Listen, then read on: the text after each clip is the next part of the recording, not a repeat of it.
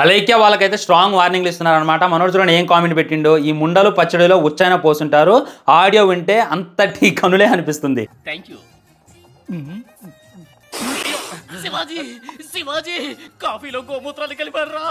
ఎందుకంటే పోసిన పోతారనమాట, దాంట్లో అయితే డౌట్ పెట్టుకోవాల్సిన అవసరం లేదు. మరి ముగ్గురులో ఆ విధంగా తిట్టింది ఎవరంటే ఈ చివరిలో పళ్ళు తీసుకొని అవుతుందిగా ఆమె అంట. అలాగే ఆమె ఈ విధంగా అయితే మాట్లాడింది అనమాట.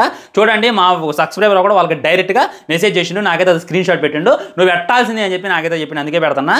చూడడానికి బాగానే ఉన్నావు, అట్టా లంజముండలాగా ఎలా మాట్లాడుతున్నావే, అది బుర్రా బూత.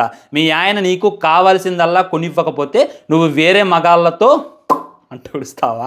నాటకాలు కూడా అని అందరూ అబ్బో ఇది నేను చదవలేకపోతున్నా, మీరే చదవండి, ఇన్ని బూతులు మాట్లాడినా. మనోడు ఏమంటానంటే నీలాగా ప్రతి ఆడది ఉండదు, ఆడది సభ్య సంస్కారాలు ఉంటాయి, డబ్బు లేకపోయినా కానీ ఏం లేకపోయినా కానీ సంసారం చేసేటటువంటి ఉత్తమమైనటువంటి స్త్రీలు ఉన్నారు, ప్రతిదీ నీలా ఉండదు, ఆడజాతిని అవమానించేలా మాట్లాడమాకు అని చెప్పి మనోడైతే స్ట్రాంగ్ కౌంటర్ ఇచ్చిండు. ఇంక వదిలేయండి, దుకాణం అయితే సర్దిశారు.